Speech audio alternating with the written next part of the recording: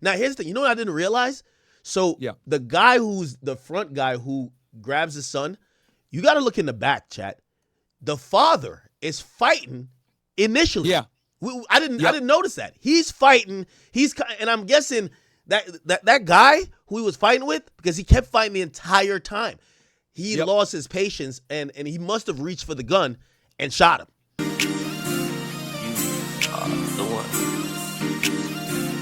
Jesus Christ. All right. Yeah. All right. But yeah. Oh, yo, I saw you reacted to that UPS shooting show. That shit was Joe, crazy, that was crazy, right? Bruh. Yo, so when I saw that, I was like, yeah, this is a dope house, bro. This is a dope house. Because the way those dudes dressed up and went in there, guns blazing, asking for the money, sticking people at gunpoint and shit like that, bro, it was 100% a drug case. And it got confirmed because when I watched the video back, they had the reason why they were able to identify them is they had a poll camera up. And for your artist that doesn't know what a poll camera is, a poll camera is a camera that, like, criminal investigators or detectives or whatever, they put on a post, and you could put it on a house. And, since you're not searching the house or anything like that and you're in a public area, basically it's like you being out there and doing surveillance. It's a good way to get footage and record stuff. The poll camera was on what house, though? Was it on that house? Or yes. Across the street? Yes, they had a poll camera on that house. Really? Yes, bro. Yeah. So I thought that was a Ring camera. Nah. So this is what happened. They had a poll camera and they had Ring cameras in the house. Unbeknownst to the UPS robbers and the people in the house, the DEA and the state and locals had a drug case on the dude that got shot, the father. Hey, right? I knew there was something up. So in that story, or like when you're watching the video, they say the guy's government. They said Mario Alberto. And that's when I knew. I'm like, oh, they're there for him. They're not just saying we think money's here. They know that guy is probably, maybe he's flashy around town or whatever, but they know he got that money. You know what I think, bro? So just me putting on, because I've done so many different drug cases. So the feds and the state were looking at the house, obviously. They had a poll camera up. And that's how they were able to identify him, because these dumb UPS dudes parked the car down the street thinking that they were going to be safe and out of view of the Ring camera. But what they don't know is that they had been investigating that dude that owned that house for drug trafficking. That's how they were able to identify the license plate, and identifying the license plate with the poll camera that they didn't know was there is how they were able to track who was the owner of that car, because they thought it was only going to be Ring cameras. Now, the other thing I want to say is the way these dudes broke in, this is what's called a rip crew. So a rip crew, right, or a stick-up squad, whatever you want to call it, guys like this, they're notorious for robbing drug traffickers, right? Because maybe they don't have a source of supply, maybe they don't got money like that, whatever. But the fact that they did this ploy and they robbed this particular house in this area that you could tell is of like lower socioeconomic status, the dad was definitely involved in some drug trafficking. And I would argue, I wouldn't be surprised if his wife wasn't involved either, because if you notice, they were super aggressive to the wife. That tells me that more than likely she was the money courier for the organization and he was doing logistics and everything else like that. And this is another thing I'll say when it comes to drug trafficking. I'm just going to say it. Blacks typically don't hold higher positions in sophisticated drug trafficking organizations. I'm going to explain why. The reason why blacks typically don't hold high positions in drug trafficking organizations in the United, like overall, I mean, right, is because the source of supply always is going to have what's called a Mike Connect or a Mexican connection, right? Ooh, once those drugs get into the United States, they go to someone called like a regional supplier. 9 out of 10 times, that regional supplier is going to be someone that's a Hispanic. If you're in New York, it's going to be a Puerto Rican or a Dominican. If you're in Texas or in the Midwest somewhere, it's going to be a Mexican. If you're in California, same thing, right? Okay. You're Miami, maybe a Cuban. Let me jump in here and ask this question. Yeah. So if maybe, okay, and by the way, I see people here in the chat. I wish I'd called Myron during the video. And I know some of y'all, they always have a mixed view of you because, some of the politics stuff. This is Myron's lane. Like, this is 100%. When I do any criminal breakdown, I would love to have Myron on at any time because he's going to give me valuable advice, right? And really just insight too. So, okay, let me ask you this question. If they think that, if that's what's going on, I believe it because you're saying it, would they leave, they look like they live the modest means though. Like, wouldn't they live a little bit, or is it meant to be modest because anything else sticks out? Yeah, so it's a combination of both, right? So it could be that, they don't make that much money or they're just trying to stay low key, right? That could be a reason too. And the way that these robbers broke into the On house some and were Ozark so, shit. Yes. You ever seen that? Yes. Yeah, I did see Ozark. Yeah. And this goes back to what I was going to tell you. So, like, the fact that the gunman went in there and knew exactly where to go, and if you notice, they put the gun to the son's back, right? Yeah. And they bring him inside. The other two neutralize the father. And then instead of talking to the son, what does he do? He takes him to the back of the house with his gun to his back and takes him right to his mom. That was a big red flag for me, because the fact that they knew the mom was there and they made sure to make him find the mom is probably the money courier that knows where the money is. So, and women are typically money they couriers. kept asking the mom, give Yes, us the bro, money. yes. And she said, that's Women- all I have, I promise. Women 9 out of 10 times, bro, are the money couriers for drug trafficking organizations. Really? Right? So they knew that she would know where the money was, because if you notice, they went right to her. So when I saw this, I was like, yeah, this is definitely a rip crew, because no criminal, is going to be dumb enough to go hit a house with UPS uniforms and do this whole elaborate thing if they weren't sure that there was going to be money there. And then the other thing too is, like I said before, blacks typically don't hold high-level positions in sophisticated drug trafficking organizations. Typically, when the drugs come in the United States, it goes to a regional supplier. That regional supplier is typically Hispanic. That regional supplier then gives it to someone that's black or white or whatever it may be, where they'll distribute it. Now, are there some rare situations where a black person will be the regional distributor? Of course. Look at Big Meech. Look at a lot of these big gang members, right? High-ranking gang members. But it's not common because they don't have the plug. So a lot of the times when you see these rip crews, they tend to be black because they don't have the access to these drug trafficking organizations to sell at quantities that are super profitable, if that makes sense.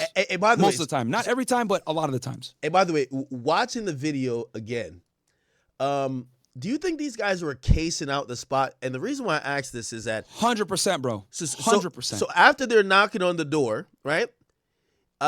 Before the door gets answered, right? He turns to the other guy, and he actually almost is playing the role where he's like an actual delivery guy, like, oh no, they're not home. Like they're communicating like they're actually, because he sees the camera too. So yep. I'm saying maybe they tried before, because they're still trying to play character. It's not like they're like, oh man, grow on the back. Like they're still keeping character. They're saying, oh, they're not home, let's go.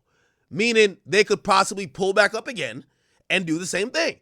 Like, chat, this is what I'm talking about. Look, right here. Look, he's waiting. He's about to walk off.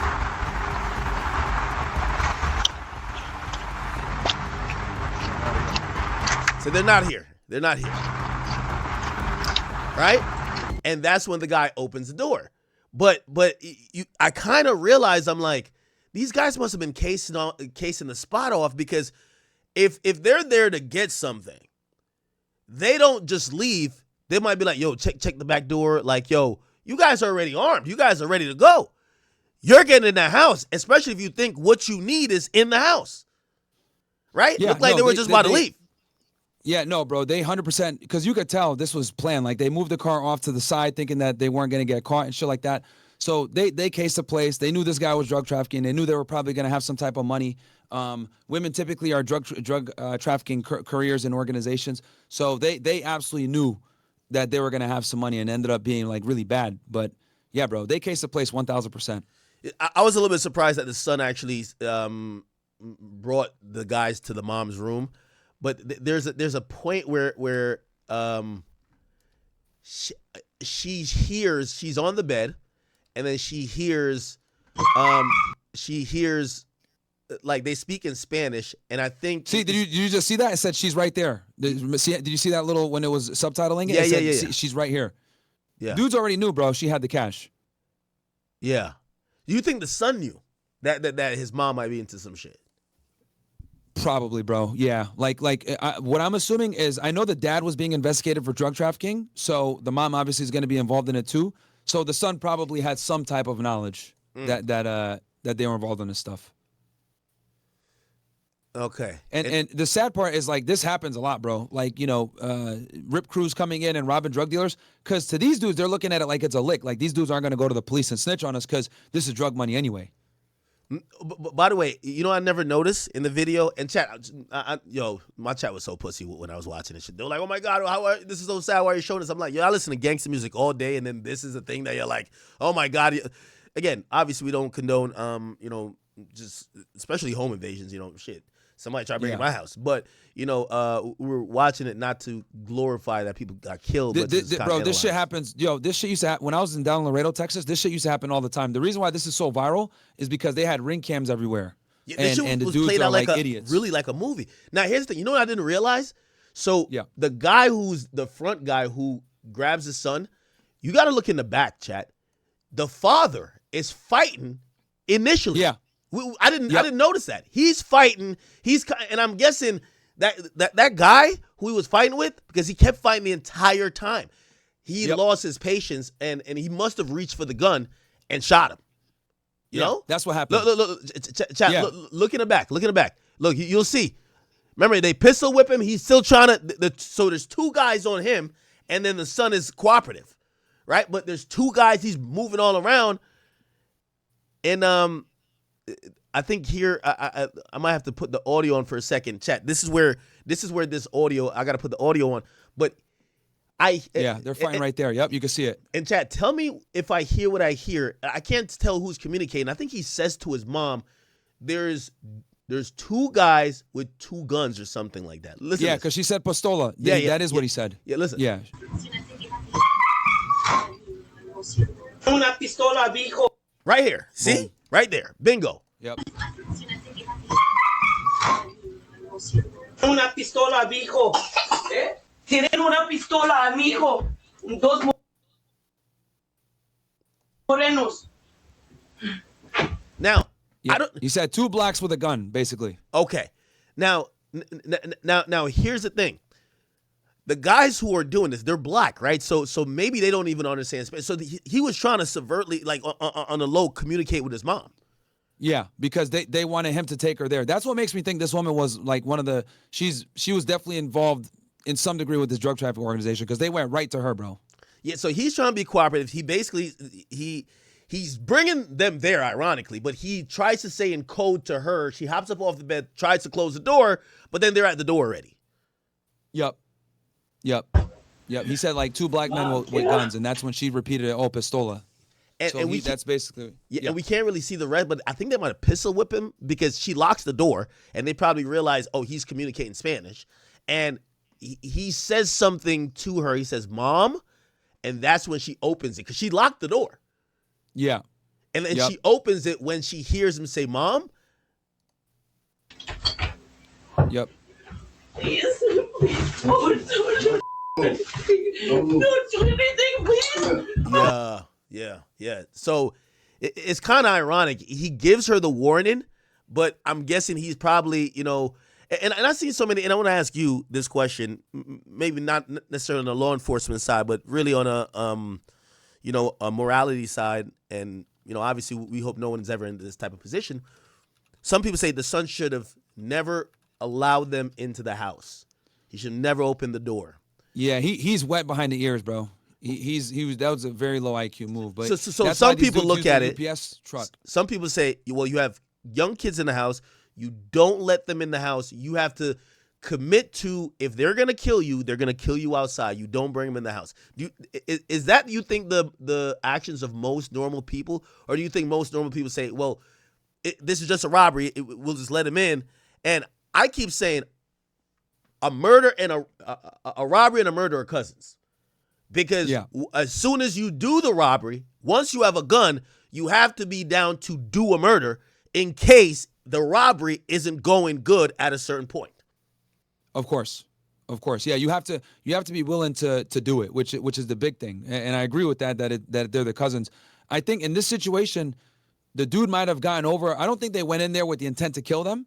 But I do think that like the other dude resisted too much and might have been winning the fight, so he had to shoot him and kill him. And then once that first domino fell, the rest had to fall because now they can't leave witnesses. So, it's just unfortunate situation. But this happens a lot in America, bro. Rip crews like this, it's just that it doesn't get reported because how often is it where you're gonna have a high level drug trafficker having ring cameras in their house as people rob them with UPS shit?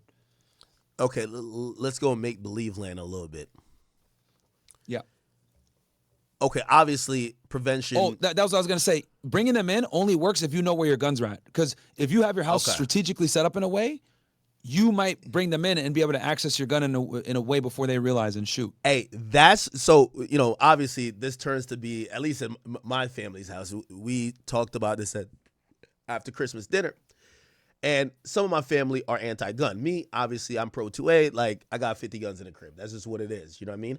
And here was what I was saying, even though we're all going to admit, and maybe with the exception of you, because I know you probably have some marksman's training and a lot of weapon training because you were law enforcement.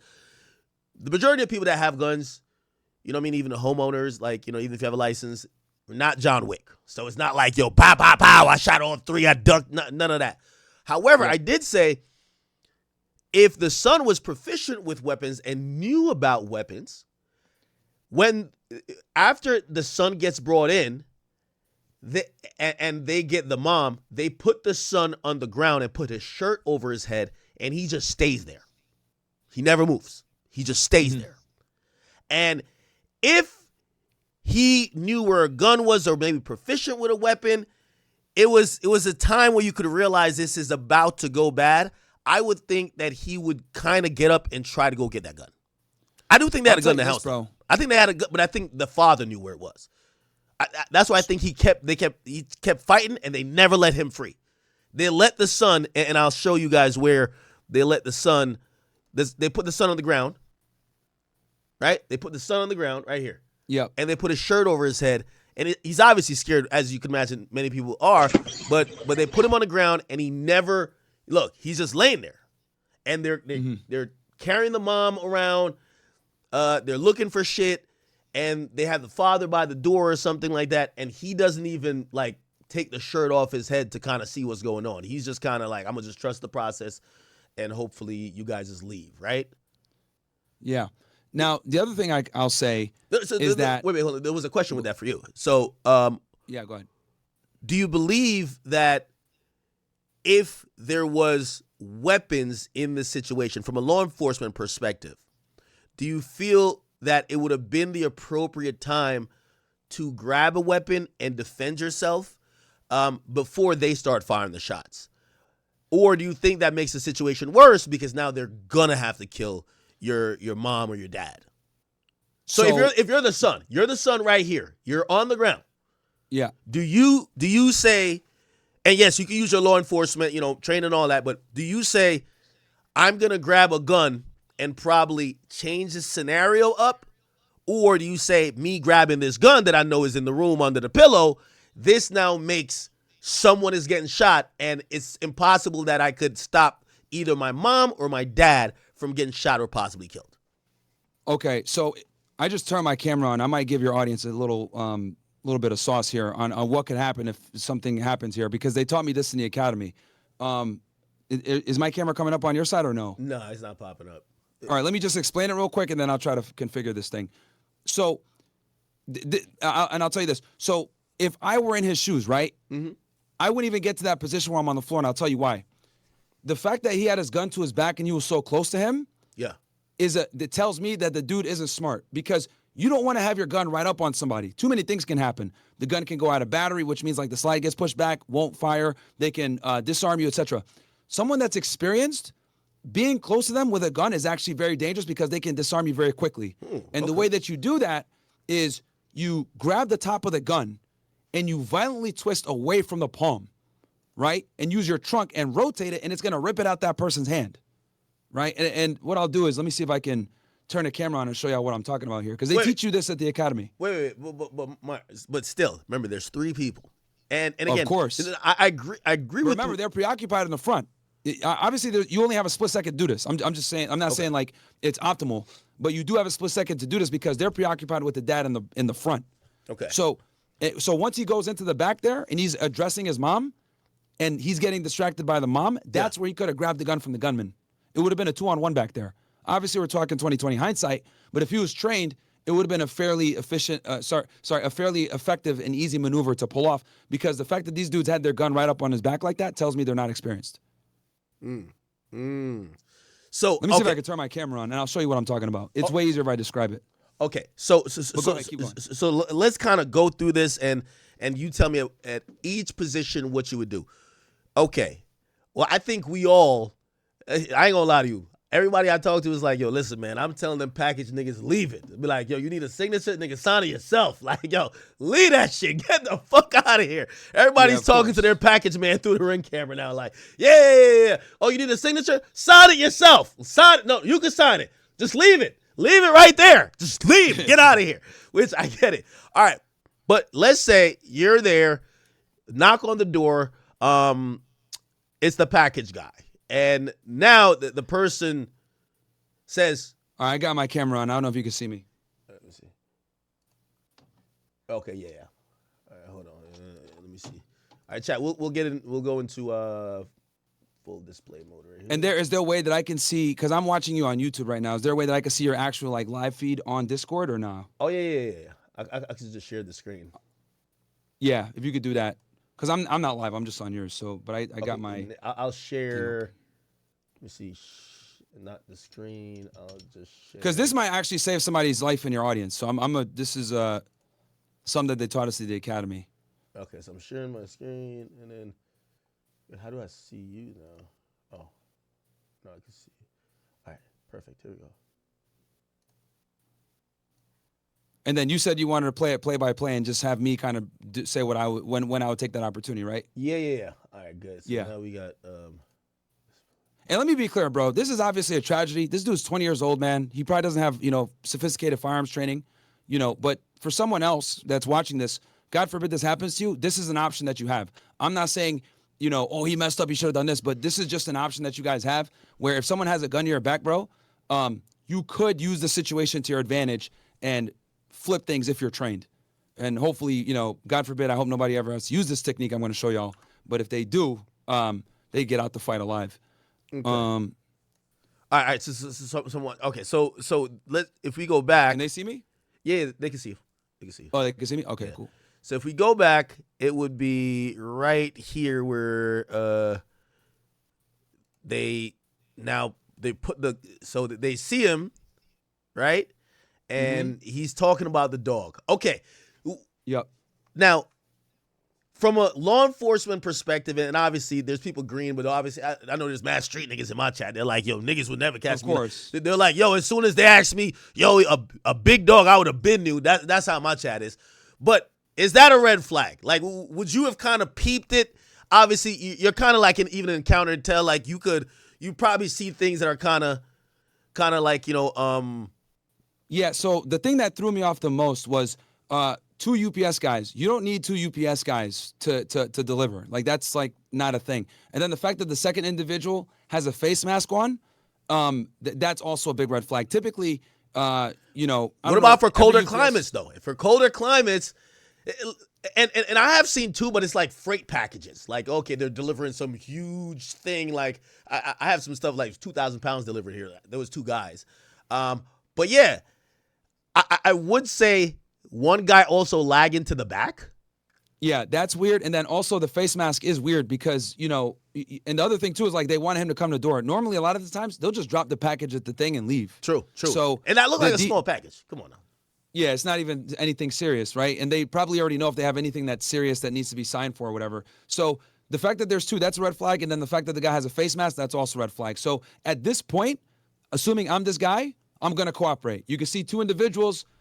It looks like one has his hand in his pocket. You don't know what they got. So at this point, you want to be cooperative. Right where that is right now, if you had peep game, I would probably start backpedaling a bit. Right? Yeah. I want to create a little bit of space, but I'm not going to lie. That adorable dog did I think he was like, okay, we're all appreciating the dog.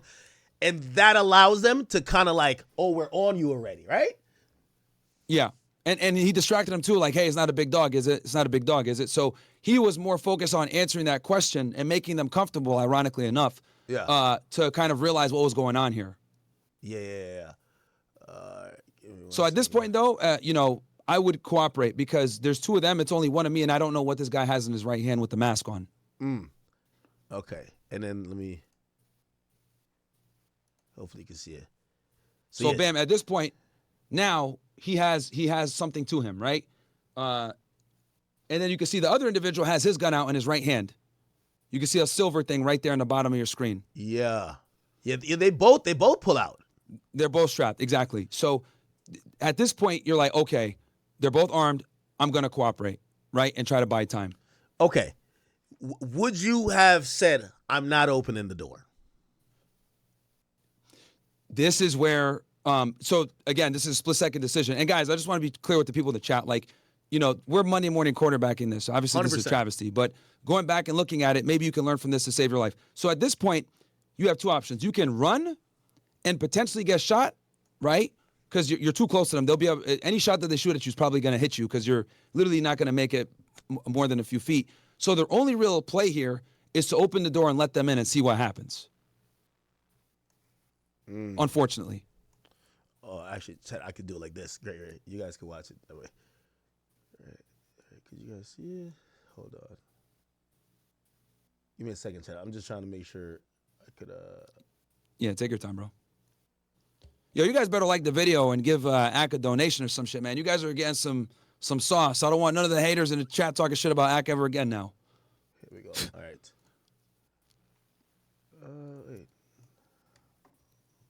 Smash that like button for Ak, guys. On both channels, Academy and King Akademiks. We got over 8,000 people watching live right now, pretty much. At fucking 7:30 in the morning.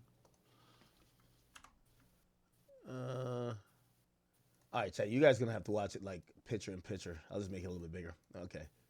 Here we go. Sorry, y'all. All right. Okay. Maybe if you remove yourself and they just hear your voice, maybe that'll work.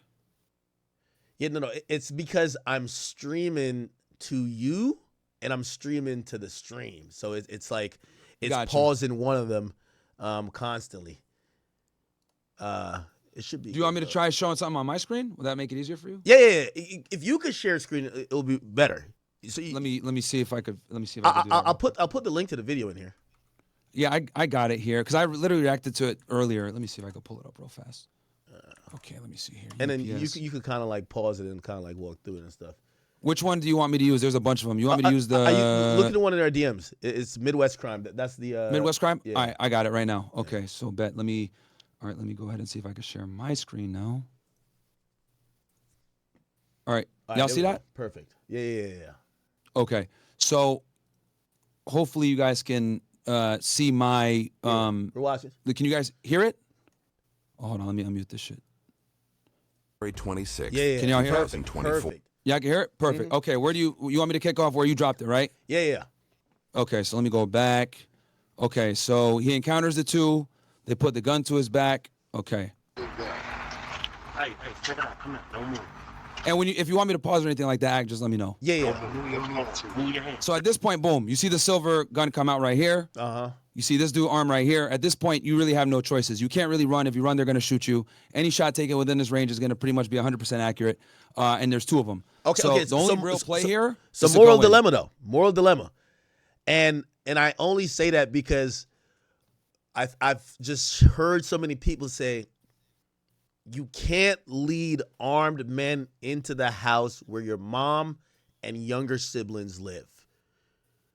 If you're trying to be educated, but also just think about real life here, do you try to either bat the gun? Obviously, it might not work. You're probably going to die. But do you walk them in, or do you fight in the moment, or just refuse and see what they're going to do? Okay, so are you asking me or this kid? I'm asking you. We know what he did. At this point, I'm bringing him in. Oh, Because you're bringing him into the house. Yes, Assuming you have a weapon, right? What was that? Assuming you have a weapon, or regardless if you have a weapon in there. Regardless of whether I have a weapon, because just the fact that they're so close to me right now like this, I could tell. I would take a bet on myself that I'll be able to disarm one of them. Okay. All right. Because a lot of these dumb niggas are not really trained. Their gun, they don't maintain their gun well. It jams. You know what I mean? Like, these gangster niggas are retarded when it comes to firearm safety and how to use a firearm. So I would take a bet on myself. And I'm basically what I'm going to do here is I'm going to pretend I'm this kid. There's no guns in the house. I'm on my own. I know my family's in there, so I'll kind of go from there. But if it was like myself, I keep guns all over my place. So I'd bring them in knowing that I would have a firearm somewhere. But in his situation, at this point, you really have no choice because they could shoot you, kill you, and go inside anyway. So I might as well bring them in and look for an opportunity and see what we could do, right? Because you don't know if they actually intend to kill you now at this point. You just know that they're trying to rob you more than likely. Because if they want to kill you, they would have shot you right here, right? So, yeah. So you want me to keep playing? Yeah, keep going. Okay. So he goes in. And by the way, do you think that he probably should have started the Spanish communication at this point? Because he does it with going to the room, but, you know, if he was just like, oh, Bobby, blah, blah, blah, like whatever, like they say, like, you know what I mean? Una, dos pistolas, you know what I mean? At least communicate, yo, we got the Goonies out here. Yeah. I mean, a lot of Americans understand, you know, pistola or moreno is like black and gun. So that would be a risky move, and you run the risk of them not even being able to hear you. He does it with so, going. So that's the other fear too here. Okay. All right, just keep going. So, all right, I'll keep going. So, boom, he waves the other guy in. The home security camera captures the third suspect come up the driveway after he's waved in by the other men. By the way, I heard the dude used to work at UPS. I wouldn't be surprised. That's probably how they got the uniforms. Yeah, the dude used to work at UPS. Okay, so now there's an altercation here. Okay, so at this point, I can't see what's going on, but now I'm there with my pops. Yeah. Right? So I just took a completely unwinnable situation, pretty much, with two dudes having guns, to I'm there with my pops, and these guys are in close quarters with me. I wish I could see what was going on here. Yeah. But this would be where you could potentially try to go for a disarm or a clean shot where you, like, get them off guard. Right? So this is one opportunity. So I'll keep playing. They pistol whip the guy, too. Yep. But see how they're both, it looks like they both got their attention on him. Mm-hmm. This is where the 20-year-old could have taken, you know, a step. Obviously risky, but 2-on-2 is better than 1-on-2. Yeah, I think he was scared. I can't even. And it's close quarters. So that's another thing, too. You have an advantage when you're close quarters with someone that has a firearm. Okay, let me also ask this question. Sure. And I can't really tell the real layout of this house. In that area, what area is that, do you think? That's the kitchen That's where the they're kitchen, walking right? in. Okay, perfect. I was just about to say. And then now they're heading towards what looks to be the living room. Right, good. And keep in mind, bro, like, I know the house and they don't, for the most part. Yeah, well, that's what I was going to say. Do you think at some point you start to think, I got that big butcher knife right there? Still, everything is risky. There's no safe things. There's no safe. But if they're kind of focused, you kind of got to look around. You know the lay of the land a little bit more than they do. I wondered that in a moment, but go ahead. Yeah. So he's walking him in.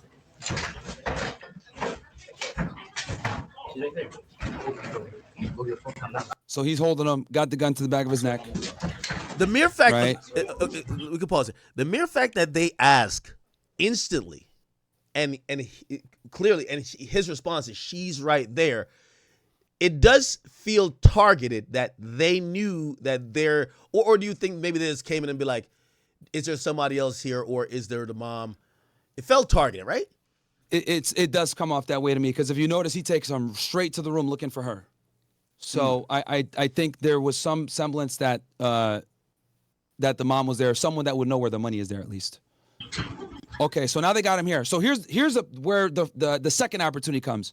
So now I know that the other idiots don't have a line of sight to me and they're fighting with my dad, right? Yeah.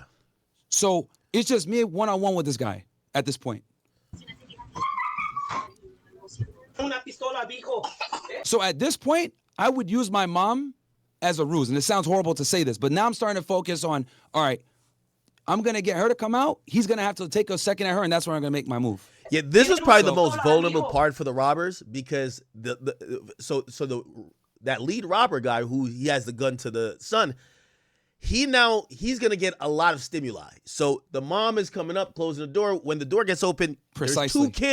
There's two kids moving around. They're not the most still. There's the mom and there's him.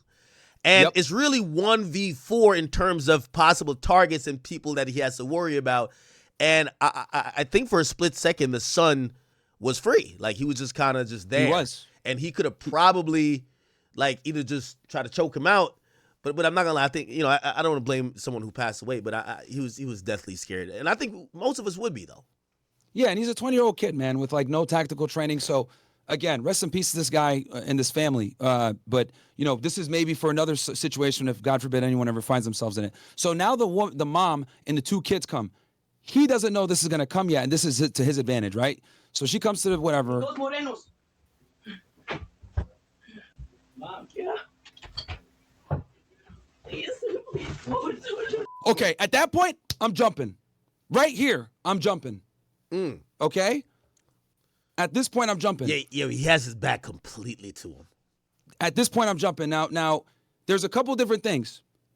He can hit him in the back of the head, or what he can do is he can grab the gun, right?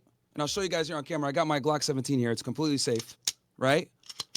Completely safe. When you deal with this, if you grab the gun from the top like this, right? And the person's holding on the gun like this, right? You guys can see me on camera right now? I can't really see myself. Okay. Yeah.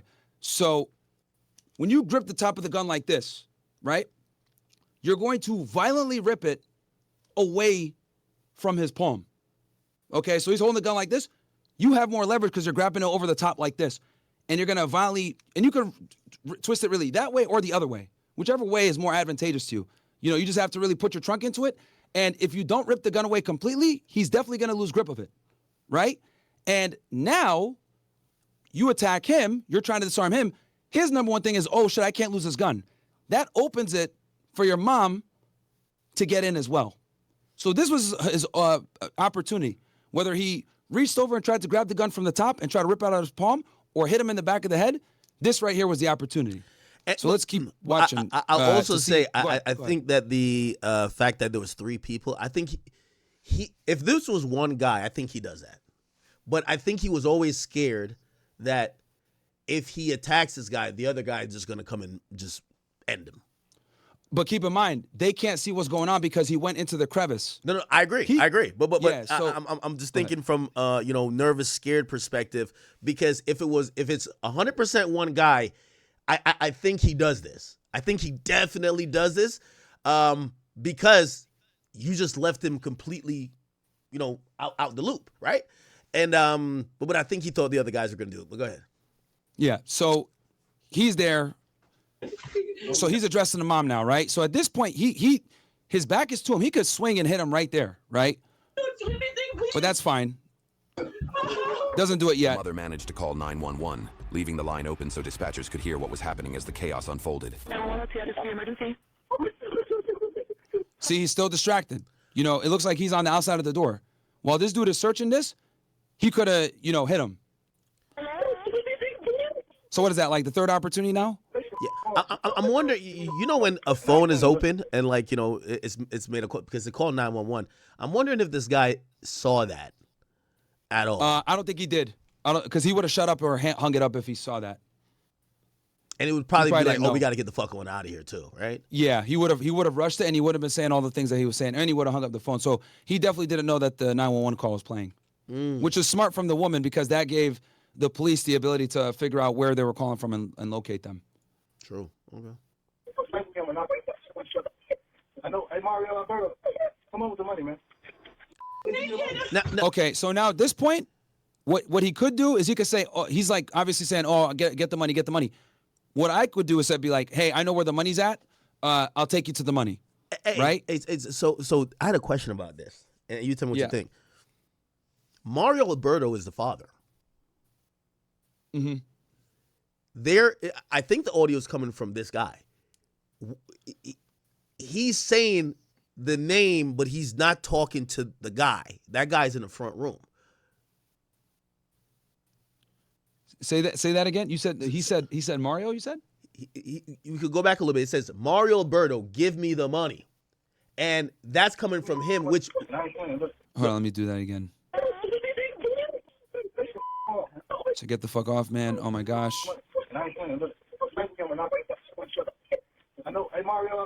Okay, yeah, there you go. Yeah, he does say his name. Yep. Now, I'm wondering if they knew that was the father, or maybe they're just saying it to thinking it's the son.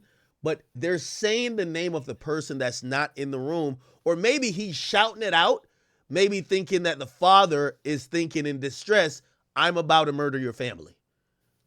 Could be that, or he could just not know who Mario Alberto is, whether it's the son or the father. He might not know. That alone, if I'm a detective, I'm saying this is 100% targeted, right? They know a name. It is. Yeah. They know a name. They're in there. They're saying the name. They're not even saying it to the right person, and they're just saying it in a way to say, we have the drop on you. We're here for a reason. Give it up, right? 100%. Yeah, this is what's called a rip crew. So, like, because like I said before, typically in drug trafficking organizations, blacks don't hold high positions to get large quantities of drugs or large quantities of money from drug proceeds. So what ends up happening is they rob people higher up in the drug trafficking organization. Happens all the time. So he says, yeah, hi, Mario Alberto. So he's saying, get the money. Okay, bam, back to him again, right? Because at this point, this dude is down here like on his knees, right? His back is to him again. Another opportunity to hit him upside the head. I also have another question too, right? Yeah, go ahead. I wonder what's behind that closet. The reason being is that he allowed both of them to kind of be down there. I don't know if it's a safe or something. It might be. Because it felt like he thought he was going to get the money from them being there rather than grabbing them and saying, where is the money? It was like, give the money. And so I don't know if maybe there's a little compartment there or like a safe, but it felt like he wanted her to like reach into somewhere or unlock something. He doesn't say it and give the money there. But that was interesting. I always wondered what's behind there. So it's clear from the way they're moving, he knows that there's money in the house, but he doesn't know exactly where. Yeah. And it seems as though he has some semblance in his mind that the woman is going to know where the money is. Because if you notice, he puts a significant amount of way more pressure on her than the guy. Yeah, yeah. Because he should be putting the pressure on the guy because he's the able-bodied one that could hit him. But his attention is to the woman, which actually the 20-year-old son should have taken advantage here as well. Because it's obvious that he knows that she knows where the money is. I'm gonna smack out you. I will give you whatever you want. Yeah, see more opportunities for him to get up and let me ask you this question. And going back to, I don't know if you know that Detroit guy is like, yo, if you ever have a gun to you, blah, blah. So some people actually say, do not listen to guys like that. And they say the reason why I don't listen to guys like that is that, and maybe that's why he didn't act. Maybe he's thinking, if I try to hit this guy, it now increases the chances of him firing this gun, and him firing this gun this close range, somebody's getting shot, and it's most likely my mother. And I'm trying not to antagonize him. He doesn't have tactical skills, so it's like, why am I going to hit him? Probably has a 20% chance of working, but it's probably has an 80% likelihood of my mom getting shot. Yeah, and what you just described, Ak, is probably precisely what was going through his head, which is why he didn't do it, right? Now, if like going back, just putting myself in this scenario, I would do something because I would rely on my training. I know I'd be able to disarm this guy because obviously he doesn't have the wherewithal to understand that he didn't put me in a real position of disadvantage. He doesn't really have her in too much of a position of disadvantage. She still has her hands free. She still can grab the gun if she wanted to. If she was tactically skilled, she could actually grab the top of the gun and swing it away as well. So at this point, if I had a sloppy robber like this that's turning his back to me, give me opportunities, I would rely on my training and take the chance at the most opportune time. But he didn't, which is why he didn't do anything. Get money then. Okay, that's Come on. You get where you move to. Oh my God. Yeah, so see, he was there the whole time. He could have made a move. I'm getting up. I'm telling you, I'm gonna smack out your son. Oh, okay, I'm going. Come on in. Okay, now at this point, by I the would way, say, I know where the money is. Let me take you. Okay. So Right. By the way, do you think it's odd? You know what's a little bit odd to me? Yeah. Ever since the son walks in, he barely says anything. His mom is frantic. She's like, he doesn't even interject. It's kind of like his demeanor is almost like he knows his mom is into some shit. Like that's why. So his mom is explaining, but rather than saying, "Yo, we don't got no money here," like he could have said that. "Yo, we don't got no money here," or Yeah. "Yo, bro, chill, hold on, chill." Like he doesn't say anything, as opposed to he's looking to see how his mom is gonna play it. You get what I'm saying? Yeah, he might be slow too. That was something else that came to my mind, is that he might be a little, slow. He didn't look slow when he was outside with the dog. Like it felt like. Like maybe not the fastest of reaction people, and he's not trained either. So obviously that's gonna dull his senses as well. All right, where the money? Go get it. Okay, so where's the money? Go get it, right? All right, so bam, bro. See, once again, has the woman at gunpoint, right? Go get it. It's right here. Dog is there. Okay, so now she points something. She said it's right there. That tells me that they're now on a mutual ground of I'm done playing dumb. You've done hit me with the gun enough. You got it. Just take the stuff, right? Mm-hmm. And you can see he hits her for like, I guess, one more time for safety. Like, by the way, I'm not like trivializing this, but he does it again to be like, all right, I'm serious, so give me the money. And I think that's where the frustration starts. But the father is also kind of in the back watching, right? Yeah, and they're probably already pretty hot right now at this point because they've been here for a little bit. They don't have the money. They don't know where the money is. The dad's arguing. The mom's not being cooperative, so they're already frustrated and mad because they probably wanted to get out this bitch in like less than a minute. Okay, so now he's dealing with the second guy, right? Yeah. And he puts him to the floor. Mm-hmm. And this is kind of where the opportunity missed because while this guy was dealing with the mom, he could have fought with this guy, disarmed him real quick, or hit him with a shot and then use him as a body shield because inevitably we know his friend's going to turn around and shoot at him, right? So he could have done that as well. Grab him in a chokehold, put him in front of him, put the guy in a precarious situation where, oh shit, he has my friend in a chokehold. Am I gonna shoot? Or if he's dumb enough, he'll just shoot anyway because he didn't have much, trigger discipline. Like a lot of these thugs don't have trigger discipline. It's shocking to me that he never took the shirt off his head to even see what's going on. Yeah, and he never took an opportunity. I think the best opportunity he had was when they were in the room and it was 1-on-2 with the kids. Yeah. That was the best opportunity. And by the way, Chad, I'm not blaming him. I think he holds absolutely no blame. Being scared in this situation, you don't even know what you would do, whether it's you guys or me, myself. We're not trained. And this is a 20-year-old kid, bro. You know what I mean? Like, bro just graduated high school. He's a child, basically. Yeah. So, and you can tell he's like shy and timid and stuff like that. Hey, this part I never got. She pointed that the money was there, but now they're bringing her the opposite way. Why? They probably, it's not enough. They know there's more. Oh, okay. So you think they got some bread and it was like, oh, it's not. You think I'm fucking stupid? Like there's more money in this motherfucker, right? Absolutely, yeah. Okay, look at the son. The guy is now occupied by the two kids who keep running around. Mm-hmm. They keep running around, and the son, he's just kind of sitting there. Would you have taken this opportunity to the other guy? Is once again. Back turned to you, not focused on you, one gun in the room. Would you have taken this opportunity here? I think at this point, this would have been tough. I think he fucked up once he let the guy put him on the ground in a position of disadvantage. This is a really bad spot to be. And for the idiots out there that'll say, oh, bro, use him as a human shield. Again, what I'm saying is opportunities are very quick. If you fucking hit him with a quick punch and disorient him, you just grab him by the neck and spin him around, and then bam, you got him in a chokehold. Right, and you're putting him in between you and the other guy, because presumably once you sock that dude, because let me show you where I would take the opportunity. Let me show you. So he fucks up. They leave the room now, right? I'm getting up.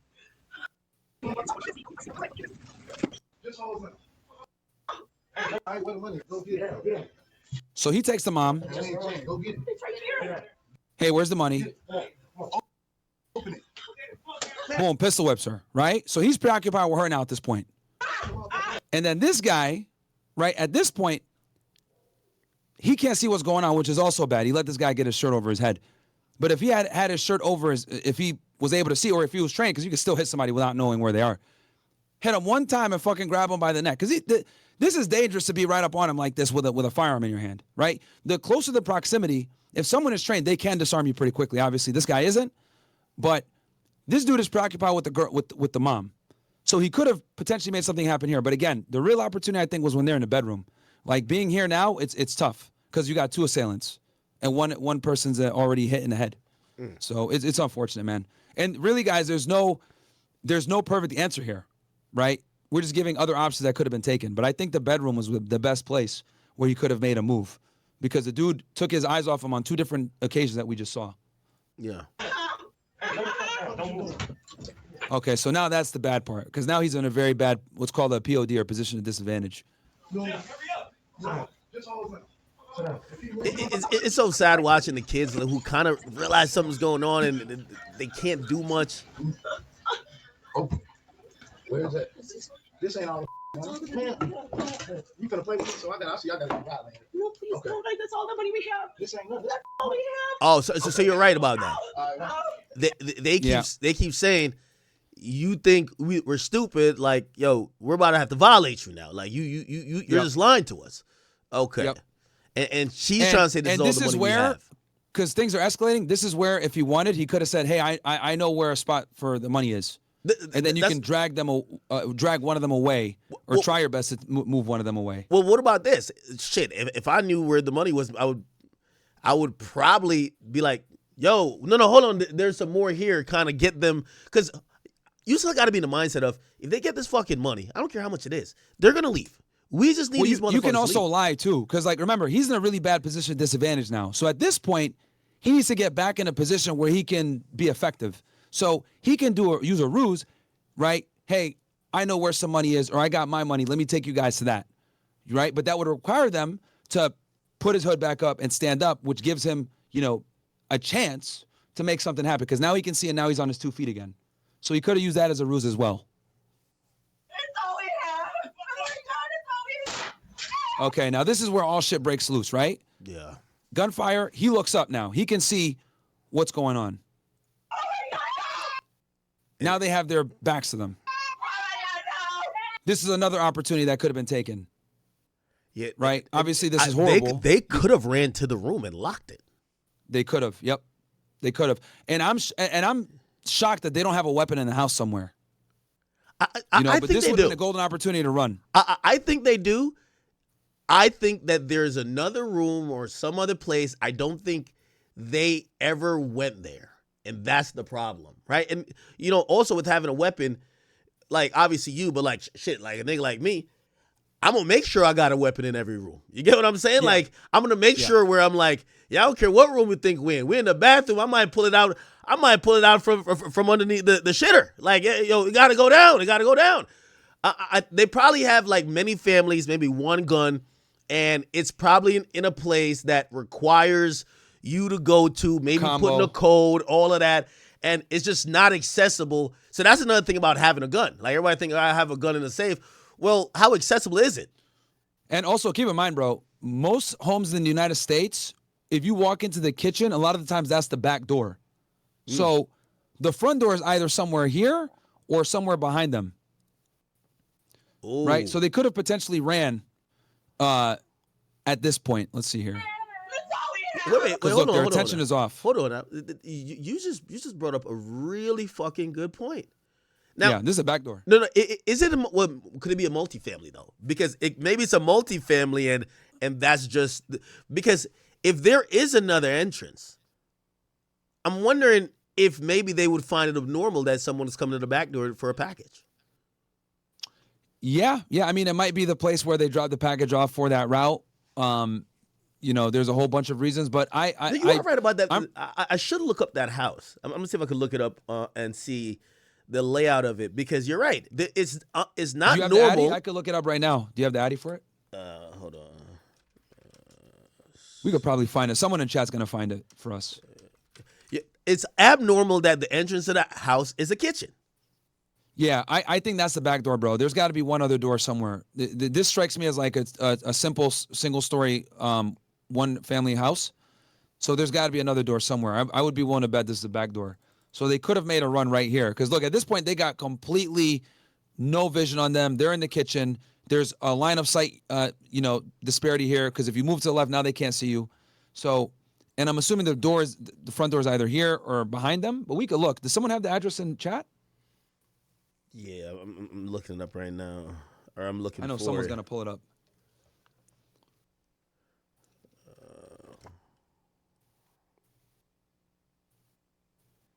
Yeah, and Chad, even saying these things about having a weapon, listen, you obviously hope these things never happen. But, like, you then wish if it does happen that you have your weapon loaded, close to you. And, that's also one of the things. That weapon could be used against you too, right? Shit, sometimes I think about it because sometimes I'll be just having guns laid around. You know what I mean? Like, I'll leave that gun in this room, and I realize I'm like, wait, if somebody came in, you don't want them to grab your own gun, right? Yep. I'm looking up through the court documents.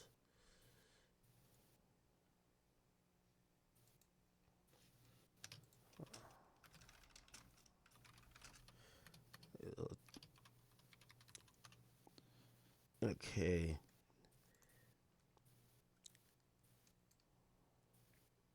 All right. It gives the not the exact address, but it tells kind of where it's at. Hold on. Oh, actually, I might find it in a second. You might find it. It's 94th Avenue Northwest. Okay. You just got to get the number. Okay. 212 94th Avenue Northwest, Coon Rapids, Minnesota.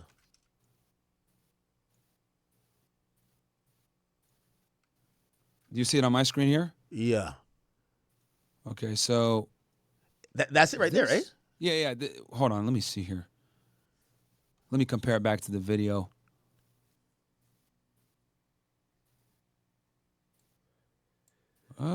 No, it's no. I see it. I see it on my thing. Look across the street behind you. Across the street? Okay. This one right here? Yeah, right there. Okay. No. This one, right? It has a driveway. I see it. Wait, do you have? Let me just make sure you're seeing. You have just type in 212 94th, and then I didn't move at all. I just spun around. Okay, so 212 94th Ave, Coon Rapids, Minnesota? Yeah, Northwest. Okay, yeah. Northwest. So I did click that. Okay, yeah. You go there, and Right here on the bottom right. No, just click the top one. Click the top one. Yeah, right there. That's it. That's it right here. Yeah. Okay. Yeah, that's it. Okay. Yep. So let's see here. What the fuck? And Loki, we probably could even pull this bitch up on Zillow and just kind of figure we out, can. We can. you know, just figure out like the layout of the crib. It's 3 So bed. let me just make sure I have this right. Yep, that's it. Mm-hmm. Yep. It's Okay. Yep, 3 that bedrooms, looks like the 2 house. baths. That can't be the only entrance.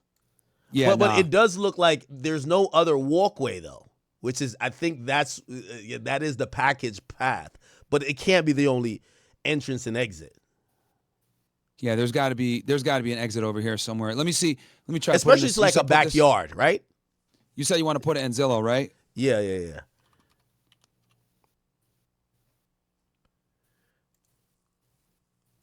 Yeah, I kind of have it. I have it up as well. But so what I see is that it's so old, built in 1957, hasn't been on the market in a long time. There's no like pictures of it, inside or whatever. Yeah, there's no interior, but there's got to be a second door, bro. It might be this way. Most single family homes in America, this is a standard single family home. There's got to be a back door going out this way. Let me go. We'll go back. So they shoot the shots. Now they're out of sight. This is where. I found it. I did find it. You got it? Yeah. Okay. You got a link? This shit was on the market a long time ago. Okay, so this is what you do. Type in this, and you're gonna see the kitchen too. Wow, these it's old pictures, but they're good. So just type into Google. Okay. 212 94th Ave, Northwest, Coon Rapids, Minnesota. No, not into Google Maps. Just type it into Google. Yeah, just into Google. Yeah, I'm gonna copy and paste it. And then put pictures afterwards. And then there's a realtor.com. There's a realtor.com website with it. You said hit images? No. Realtor.com. Second link. Oh, gotcha. Okay. There you go. And then the pictures of that, it's snowy then, but that's the house. So if you just click on the pictures, and then you'll see there is a entrance on the other side. So when you go down. I knew it. Yep. So that's, go down. It's a picture below. Right there. Bam. Right there. So it goes out, but I don't know if it leads to another road or whatever, but it's kind of odd how it is set up. And then when you go down again, you're going to see the kitchen and 2 pictures down or 3 pictures So this is the kitchen here. Yeah, no, you're going to see inside the kitchen. So keep scrolling. And it's how it looks like there's 3 doors, bro. Look, there's 3 doors. One here, one here, and then the other one. Yeah. And it just goes into a backyard. but maybe there's like just a different 2. level that it's on, and that's one of the doors coming in clearly. Yep. And wow, that's the living room. Yeah, that's the living room. So interesting. It's kind of eerie now looking at this because this shit kind of matches the fucking crime scene so much, huh? Yep. Okay. Oh, there's the basement. See, that's the basement. Yep. Now, here's the thing. I think if those guys were patient, I guarantee the money's probably in the basement, bro. Probably. They got more than what those guys were looking for. It's in the basement or some crawl space. Yeah. And they had some quick money that was accessible in the main area. But whatever stash, if they were keeping it for somebody to pick up, or if this is some drug stuff, they got that shit in the basement, probably with some extra double locks on it. You get what I'm saying? Probably. I wouldn't be surprised. But the good thing is we know that there's multiple exits out of this home. So this is a valid strategy that we were talking about here, where they could have made a run for it. Yeah. With no mercy, one of the intruders turns on the father, 39-year-old Mario Alberto Trejo Estrada, and a single shot to the head ends his life in the entryway of the home. Okay, so now they come back at this point. Hey, by the way, notice how he chases right after the woman. Yeah, and by the way, here's the thing too, though. Here's the thing. Remember, because of the narrator, it says the person who got killed was Mario Alberto. When they were in the room, they're saying Mario Alberto. So that's the person who they know, but the woman is a person of interest too. So what I think it goes back to what you're saying. Both of them are involved. They just feel she knows where the money. Yeah, because women are typically the money couriers in drug trafficking organizations. Okay, so he gets up, right? Now he's in a weird position because he's literally in between these guys and then that dude with his mom.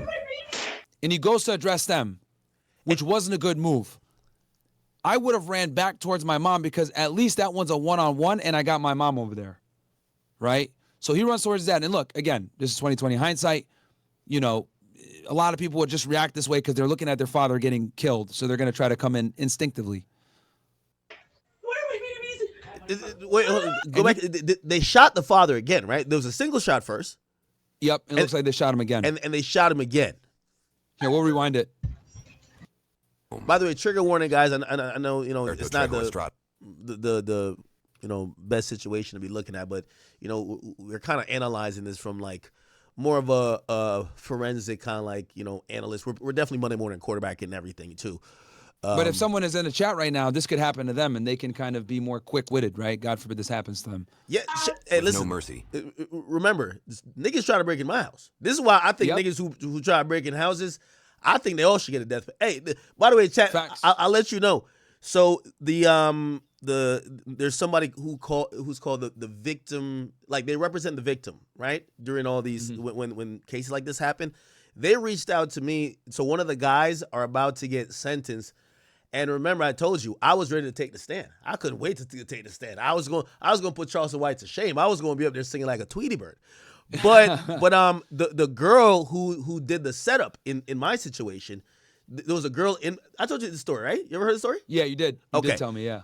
The girl who did the setup, they basically kind of got to her and threatened her like, "Yo, you're facing 20 because in New Jersey, an attempted home invasion with a weapon is a home invasion with a weapon. It's not about." Even if you didn't take anything, they didn't even get inside, but they got charged like they got inside, which is thank God for Jersey on that. So they went to the girl, right? She's called hook, line, and sinker. Everything she put in her phone, she texts everything. She deleted it. They got it back. She took pictures of my house, which she sent to her boyfriend, which is the layout of here. This is how you need to navigate, right? Because she was gonna pretend to be asleep. They recovered everything, so they got her hook, line, and sinker, and they said, "Yo, you're never gonna shed a kid. You're not seeing your kid for 20 years. You're fucking cooked." And she turned state witness on her boyfriend because at first, you know what was ill? When she got caught. Remember, so the cops come to the house. She's acting like she's still sleeping. I look at the camera. I see she opens the door, blah, blah. They go arrest her right then. They walk her out. She's looking at us, and she's crying. She's like, well, why is this happening? I'm like, you fucking bitch. I'm like, I should have fucking executed you. Anyway, they walk her out, and because they need more for the arrest warrant. They could have arrested the guys with the guns, but they actually, Jersey's so pussy, they let him go because they were chasing so fucking him. Pussy on that. But they actually let that girl go that day too. So they lock her up for a while, they interrogate her, but they let her go. And they let her go but kept her phone. And they had to wait for a warrant for the phone to get all the PC to arrest her. Right? Gotcha. When she gets let out the same day, you know who picks her up?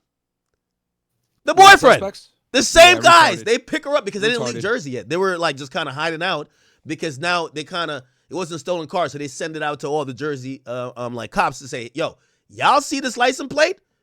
They just evaded us in a chase. Get them. So they lay low and try to figure out a way how to get out of Jersey sneakily, but they then pick her up at some random location. She told the cops sat on it. So the cops surveilled her when she got out of jail, and she goes to meet with them. They actually did not. And she didn't know the cops. She wasn't cooperating at this point, right? She wasn't cooperating. Actually, when she Okay. went back, she was even posting because she was basically almost like, oh, I'm riding for my man or whatever, and they basically then lock her up, and the PC they come with, and they basically say, yo, you're facing all this. She turns on her boyfriend, and she don't know the other guy like that, and she's cooperating against them. She's getting some sweetheart deal, but it basically forced the other guys to say, yo, you're fucked. Like, we got you on all these things. You're fucked. They're all doing pleas. Look like nobody's going to trial. But I say all that to say, the victim person came to me. They said, well, you can't take the stand, but you could write something for the judge to consider. You know, that Cassie letter? They said you could write a Cassie letter, and you could also, if you want restitution, because, you know what I mean, maybe you have to get therapy for mental whatever, or they took stuff and broke stuff. Chat, if y'all seen a thesis paper, y'all gonna see one when my shit gets submitted. Like, listen, if I could convince that judge for the mandatory maximum, yo, I'm gonna write a motherfucking. I haven't written a fucking essay since college, but I will today. Shit. All right. Anyway, continue. I'll go back to it. So they could have ran. One of the intruders Oh, this is okay. We're going back to the first shot, right? turns on the father, 39-year-old Mario Alberto Trejo Estrada, and a single shot to the head ends his life in the entryway of the home. So after he shoots, they had a few seconds here to kind of, regain composure. This is where he could have got up because, so he does get up, but he runs towards his dad. They shot him a second time. You saw that? Yeah. And by the way, Here he is right here. and by the way, back up a little bit, slightly. A little bit? Yeah. Okay. All right, keep going. I'm gonna tell you when to stop. Okay. Shot to the head ends his life in the entryway of the home. I'll go back this way. With no mercy, No, one of the intruders turns keep on the going, father, Keep going or Yeah, go no, back keep further? going. Okay. Yeah. 39-year-old Mario Alberto Trejo Estrada, and a single shot to the head ends his life in the entryway of the home. Okay, right here. Pause right there. Yep. And you'll know what I'm talking about. Yep. That's the moment the robber, I think he was making the decision, do I kill everybody in the house? Why? Yep. He knows, he even looked at the camera bare face. He knows his face is being shown. As soon as the murder happens, he covers his face running back in the other room. As if he's trying to say, fuck, now I can't be detected. Right? But you've been showing your face the entire time. So you could show him running in that room. You see him kind of try to cover his face while the whole time he's never worried about covering his face. Yeah. So I think at that point he was thinking, how do I get out of this undetected? And he started thinking, witnesses, I got to kill him. And keep in mind, bro, this dude skips over a very viable threat here, a 21-year-old guy, to go after the mom. So that's important too. Yeah, true. That's another thing that makes me realize he's not tactically trained. Like, you got to deal with the bigger threat first. So he turns his back to him like a fourth time now. What, this is the fourth time now he had his back to this guy? Yeah. Shoots him again, kills him. And then this is when he runs after her. Yeah, but again, remember, he's making a And this decision is when he now. shoots. Yeah, he's making a decision. I told you, he's holding the thing over his face. He's making a decision. Yo, she's going to be testifying against me. I'm gonna be cooked because of this. And also, I think as well with him, it's like a bank robber where they hear the bell go off and they're like, we need to be out of here in 30 seconds. Cops is coming. That's the only way we get out. He no longer was, come on. He was like, I'm making the decisions now. I'm out of this bitch. Yep, exactly. And he shoots her to get rid of the witnesses. But he made a mistake because he ran right by the 20-year-old, bro. So this is what, the third or fourth opportunity now we've identified that he could have made a move. This guy turned his back to the 20-year-old like 3 or 4 different times now. So boom. Now the kid runs over. This guy's over here. And now they deal with him. Now the other guy's running back from shooting the mom. They shoot him, I think, once. Looks like he's grabbing his head.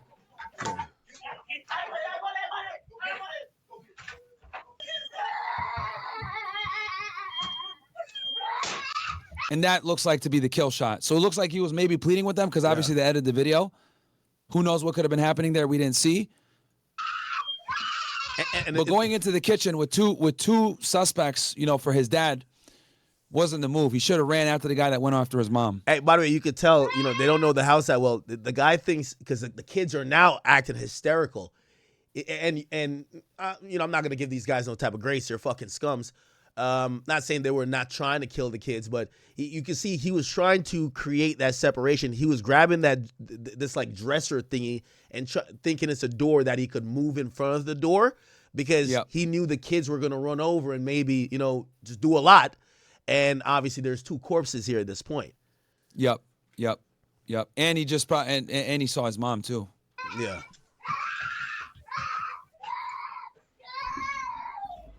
The terrifying footage continues as the intruders turn their violence toward the mother and her 20-year-old son, all while the 2 young children are still in the home. The victims are later identified as 42-year-old Shannon Patricia Youngworth and her son, 20-year-old Jorge Alexander Reyes Youngworth, leaving the 2 young children in a state of unimaginable trauma. The intruders rushed to... See, this is the poll camera footage that they did not know existed. That's what got these niggas caught. The drug task force had a poll camera on this house, and that's when they saw this thing. And I've had poll cameras on drug cases before. No, I think this is across the street, though. Yeah, it is. But the police put this poll camera up. Okay. All right, I mean, because it kind of points. It's not just a general road camera or like, oh, you want to see what's. It kind of is pointed at to see what's coming in and going out of that situation right there, right? Yeah, if I had to make a bet, it was which poll? Yeah. Maybe this poll right here. So you think they would put it on like maybe some utility type thing? Oh, yeah. You always have to put it, because the thing is you have to put it on, when you do a poll camera, you have to put it on one of these so that you can steal the juice. Okay. So that's why. So, yeah, it's definitely not this poll camera because the car is parked right here. So it had to have been further back. So it was probably either, I'm willing to bet it's maybe this one right here. No, I think you're right. Right here somewhere. I think you're right. So, because they use poll extra cameras are zoom. very common. Poll cameras are very common in drug trafficking investigations, and the reason why is because you want to see everyone coming in and out of the house and identify license plates. That's why poll cameras are so important in drug trafficking cases. But these 2 idiot dummies that robbed these dudes didn't know that. Hold on, let me ask you a question. Yeah. How would the poll camera look? Like, what noticeable? Okay, without me, I'll just say this: it's gonna look like a regular box. Oh, so it wouldn't look like a camera? Hell no. Oh, no. It'll look like a regular ass box. So it looked like a utility box or something that kind of blended in. Oh wow. And it's so good that even when the utility guys go out there, they won't even know that it's a camera. Really? Yeah. Yeah. When you put these do poll they cameras have to up, bro, it's really sophisticated. Do you have to get some type of permission from the energy company? No. Like you kind of. It depends on how sensitive your case is. You could notify them in some cases, but in other cases, it depends on how covert you want to be. Really? That's kind of most of the time I used to not notify them. Like you just, put that shit up, and then the government is, your tech guy, because there's a tech guy that does all this shit. He has like a switcher that just steals the energy from there for the poll camera, and they don't know. Really? That's like they don't tell the light company anything. They just they'll just maybe sometimes give a courtesy notification. But yeah, this is from the poll camera. destroy evidence before fleeing the scene. See, got them niggas, bro. Yeah, by the way, that's a really good fucking camera. If we're thinking it's where it's on that utility pole, yo, to get the fucking license plate from that far, shit's good. Bro, pole cameras are really good, bro. I had so many of these when I was on a job. They're a lifesaver, bro. What I used to do, I'm giving you guys a little bit of sauce here. I would have pole cameras on all the stash houses and the main target's house when I did my drug cases. So every trap house, I'd have a pole camera, and then I have a pole camera on the main guy's house, and then if the girlfriend was heavily involved, I'd have one on her house too. Okay, so how much? Because keep in mind, you don't need any judicial paperwork for it. You don't need a search warrant. You don't need an affidavit. You don't need shit. Because right to be, right to see, it's a public area. Okay, but but you still need manpower to kind of review the videos, or is it something like the Ring camera where it could just kind of isolate to movements? It goes into a feed. Like when I was with the government, you get a login and you just log in through your website portal and you could just monitor it all day. You can move it. You could do all that. Dude, I used to do it from my phone, bro. Jesus. Yeah.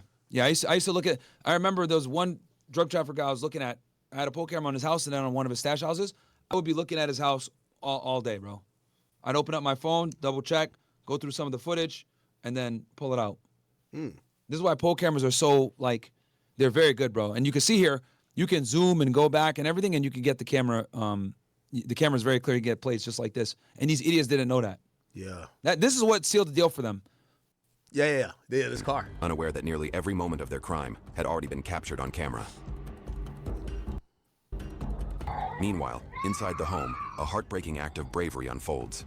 The older... And I think when the detective sits with him, I think the detective told him it was a pole camera. Oh, he did? I think he did. Let me go back to the interview. Officers were faced with a horrifying scene. By the way, I will say that police officer, I do give him a lot of credit. He was very calm, being a first responder to that scene. Very calm, not knowing if it's an active shooter situation or if everything is done. There's kids in there, and we've seen just notoriously in other situations. They're like, yo, okay, there's a dead body. We can't confirm if there is an active shooter. Let's fall back and kind of move tactically in trying to clear the area before even doing anything. And he was there, and he calmly talked to that kid. And he made the right decision. Yeah, he definitely made the right decision instead of running in there, because obviously you don't know what you got. You see two dead bodies. You don't know if the assailant's still there. So him getting the kids out first, then clearing it after, definitely the right approach. So he brings this guy in. Yeah. I know that. Do you know the incident on Dr. This guy's trying his best to play dumb, huh? Leading straight to the interrogation. What was that? That guy's trying his best to play dumb. Yeah, it's actually hilarious. Do you know the incident I'm talking about? No. Okay. So you have no idea. I know that somebody got locked up. Who got locked up? Somebody is a name that you saying. Who got locked up? The name that you saying. You said. Okay, so what he's doing here is he's fishing for information, right, to see what the detective knows, because at this point, he's obviously on edge and he doesn't know what's going on here. Somebody's name Alonzo or something like that. Okay. And you know Alonzo? Yeah, a little bit. I know of him. Okay. You knew more of just of him, right? You guys go way back. No. To Chicago. Now you could tell here that he's uncomfortable because he didn't think the detective was going to throw that name out because, again, they didn't know that a pole camera was watching the whole time. They thought they dealt with the cameras with the Ring cameras, but they had no idea that the feds were doing a drug investigation on these people. Oh, by the way, so go back a little bit.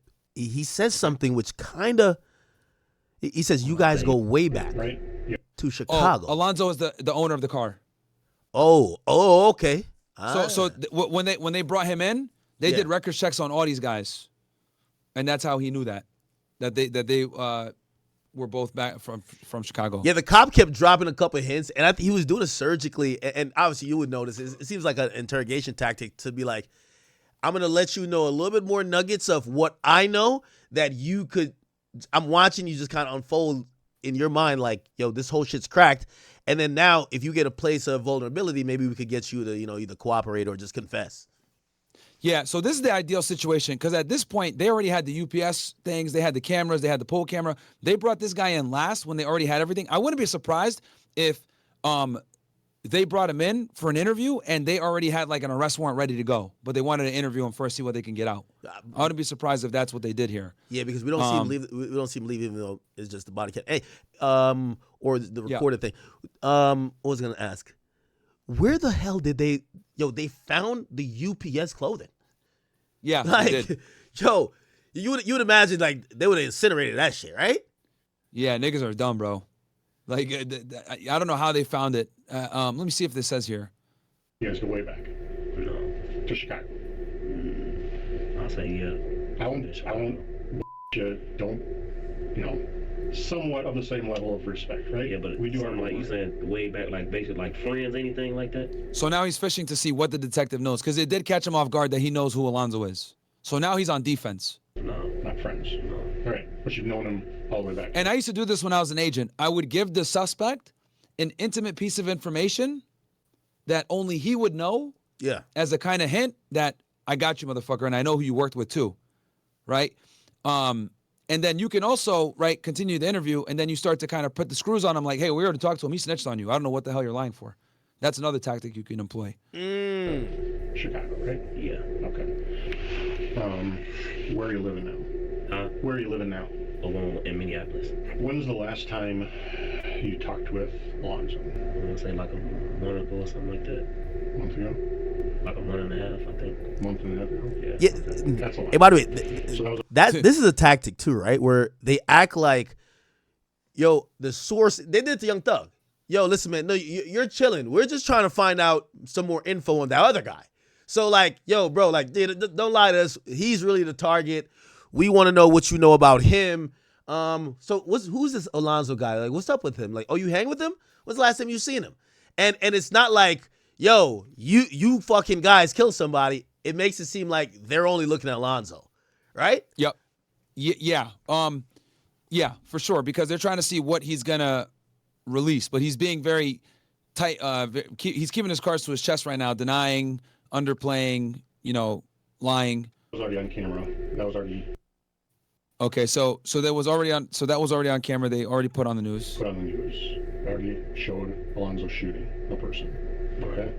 I don't know if I explained it well to you or not, but the more information I And there you go. This is exactly what you were talking about.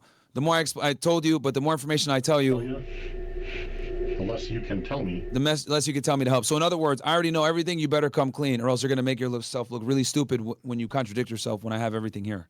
No, but I was like, you can't tell me about that because I heard about it. The whole world know about it. Sure. So now he's slipping over his words. He's like, oh shit. That's everywhere you go. Hey, you heard about what happened? Somebody got killed in Coon Rapids. 4-5 people. How many? Common tactic that criminals utilize to distance themselves from the crime. Oh, did you hear about what happened in Coon Rapids? Implying that he wasn't in the area or he kind of heard of it through the news. More people got killed. I don't know. So what I do? Young Thug did that when they asked him about the bus shooting. There was like, he's like, yeah, I heard about it. Why they say Pee Wee Roscoe did that? Why they say Roscoe did that? That's what Thug did. He kind of did the same thing.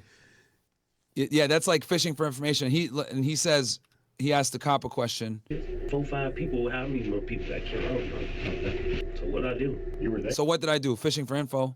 Wasn't there? You were. I mean, you're probably not going to take my word for it or anything, but I'm not lying to you. I'm not making stuff up. We had the poll camera. So now he's touching his face. Oh, He's you nervous. said, ooh, we have a poll. Yeah, some- Yep, we had the poll camera. Yep. So he said it right then and there. That's when I knew. I was like, yeah, they got these niggas.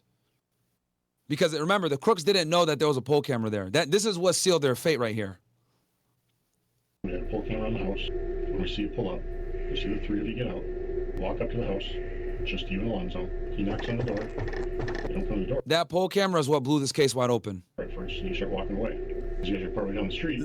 Let me ask you a question. Yeah, go ahead. If you're watching the poll camera live, maybe probably rare, but you see people with guns approach a situation, it's clearly a crime about to happen. Yep. Do you have the duty to act, even though no one has called you, but based on your surveillance, you see that a crime is going to be committed? Now, here's the thing. Caveat is that you acting may now blow the cover, potentially, on the investigation that you've probably spent months on. Yeah. Because they might be like, how the fuck did the cops know to respond? Maybe it could be evasive and not tell, the potential victims, but they might be like, oh, yeah, the cops must be sitting on this house. Yeah, no, you absolutely have a duty to act. Even if you got a Title III wiretap, right, where you're listening to someone's phone, right, it requires an enormous amount of probable cause, right, assuming you're not doing it through a FISA, right? When national security, you're doing it like a typical criminal investigation, drugs, whatever. bro, I've written a bunch of T3 affidavits. It's like 100 pages plus. It's like a lot of work. And it sucks when you have to notify your target that there's a hit on his life. You remember 6ix9ine, your boy 6ix9ine? Yeah. HSI had to notify him that Jim and Shadi were talking about potentially violating him. So they had to go to 6ix9ine and disclose that they had a wiretap, even though he was an active target in the investigation. So yeah, you absolutely have a duty to respond, whether it's a wiretap or a poll camera, if you know that something like this is going to happen and danger of life is imminent. So you definitely have to do something. Interesting. He comes outside, so you guys walk back. Okay? On the door there was a camera. And you had gloves on, you had a mask on, but we're still able to tell it's you. With a mask on. Yeah. Okay? And then, who'd you wave on? I ain't wave nobody. Alonzo was the fat dude with the fat face that was, this is Alonzo right here. No, This is is it or is it the other guy? Alonzo, the one that owned the car and the one that Oh is yeah. barefaced, Oh this is dude. yeah. That's Alonzo. This Is Alonzo. And this is the other nigga. I forget what his name is, but this is the dude that's getting interviewed right now. Yeah, but I'm gonna be honest with you. His build and maybe it's because of the puffy jacket he has on. His build here looks a little bit more slender than his build in the interrogation video. Like He might have gained some weight, stress. It could be anything. Is it me though? Like, look at him there. And You then, could tell it's him. Look at his eyebrows and like the way the eye is shaped. It's same dude. Pause. Same skin complexion. And they got him with the voice because he was like, "Oh, the dog ain't big, right?" That's how they also got him with his voice. he tries to get him to say that statement. And then, who'd you wave on? I ain't wave nobody. You're sitting in the car and you waved him on. You said I was sitting in the car? No, he was sitting in the car. The third person was sitting in the car. You waved him on. I don't know. Okay. I don't know who that was. I don't know who that was with no mask on, but it showed it wasn't me. You didn't ask me where was I at, or was I somewhere else, or was nothing. Where were you? I know where you were, but where were you? And then I'll follow up on that. And You know I was there already, right? That what you said? I do, but He knows he's cooked. if you were saying you're somewhere else, you tell me where you were, who you talked to, and I'll follow up with them and rule you out. He's asking about the That's alibi. only fair, right? Did you think that he thought about his alibi before coming into this room? Because he absolutely tripped over this.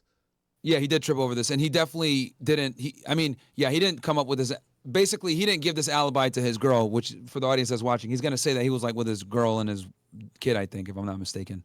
Yeah. But he definitely didn't tell them that.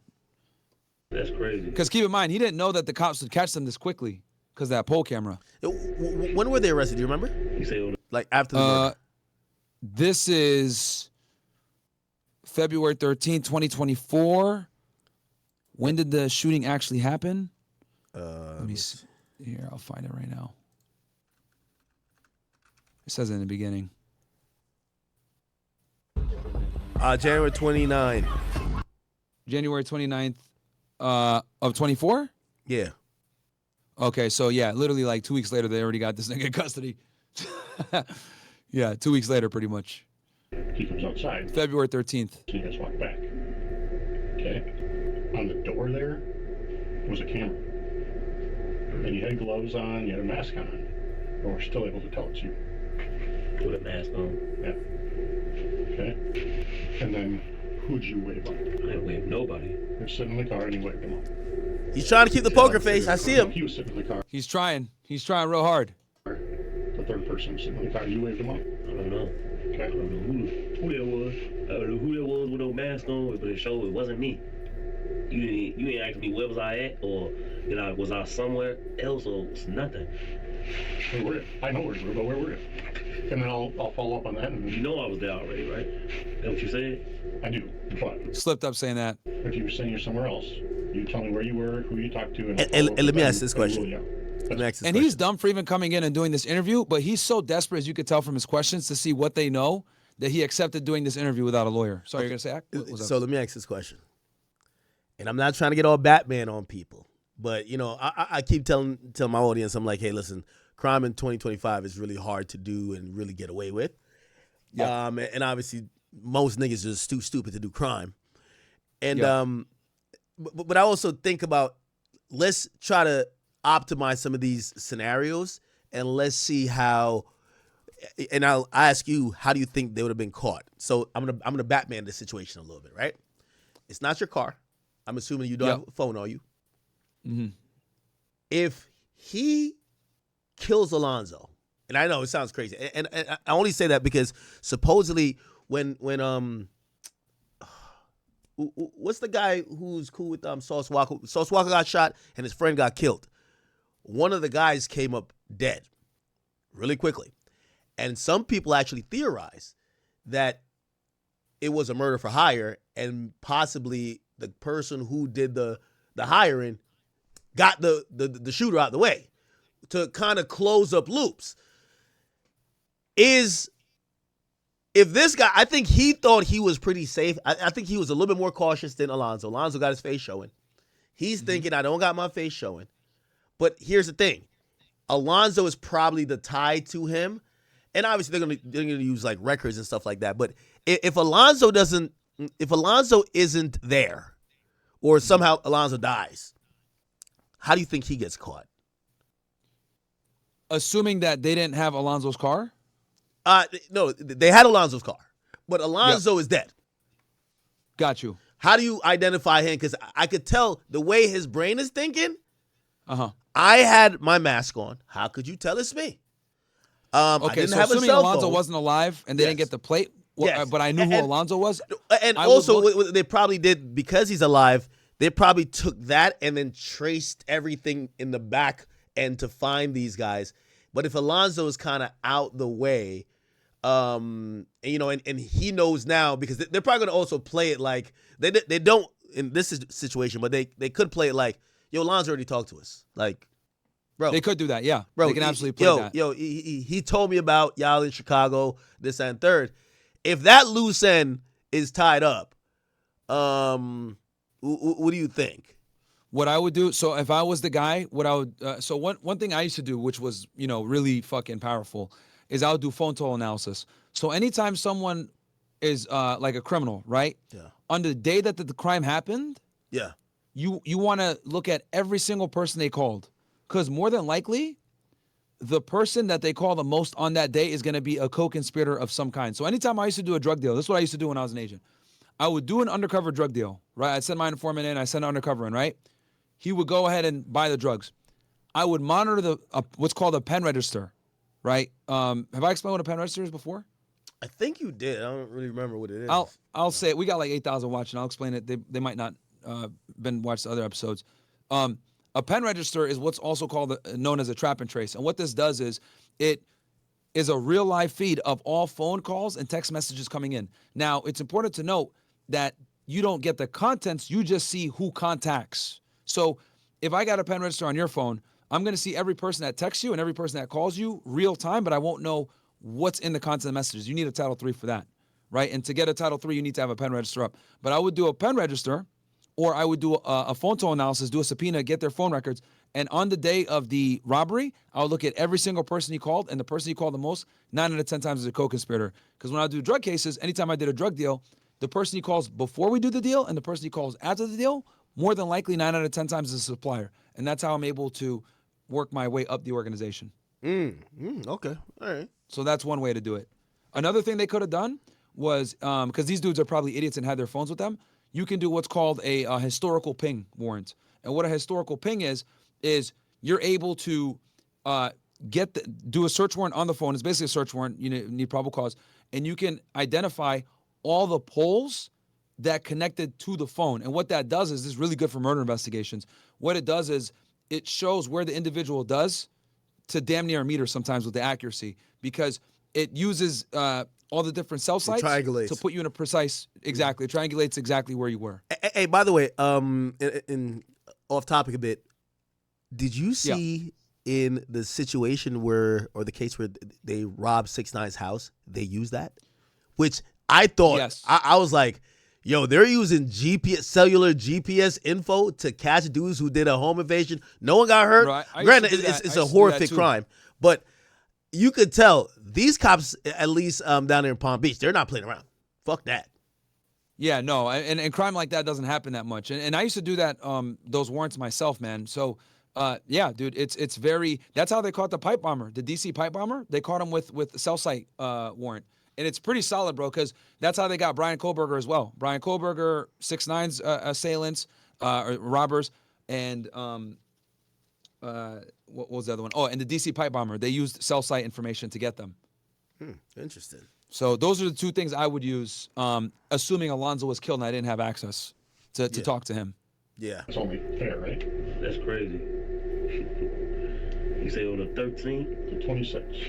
The other thing I would do is I would use like license plate readers and or like car. There's scanners all across the highways nowadays where you can see cars coming in and out on highways. January 26th. I know I wasn't there.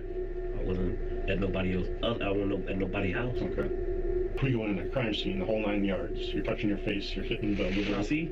Yeah, I'll grab You them. said I'm hitting what? You're touching Okay, that's another giveaway. Oh, can I see the picture? Huge giveaway. your face. You got a mask on. Yeah.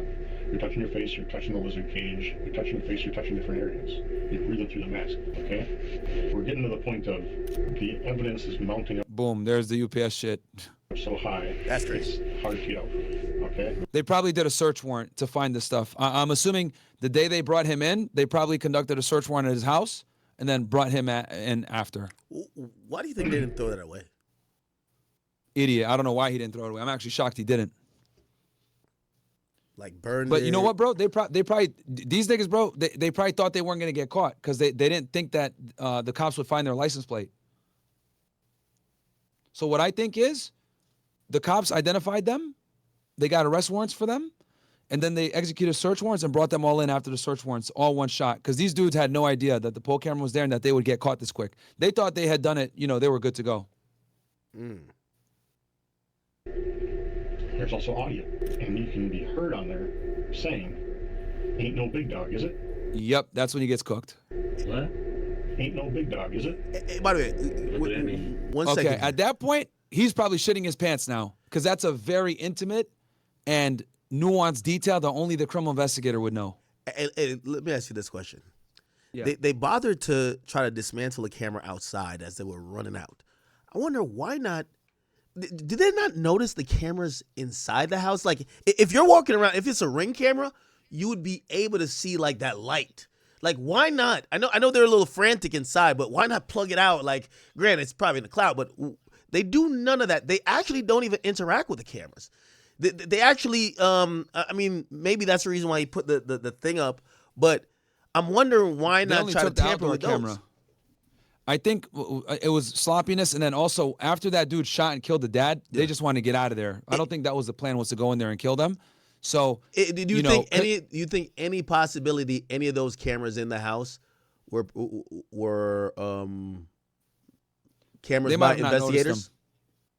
them. Oh, what by Like, investigators? Seized by investigators? No, hidden cameras by investigators who already had cameras in the house. If we're thinking they're investigating the family, I see what you're saying.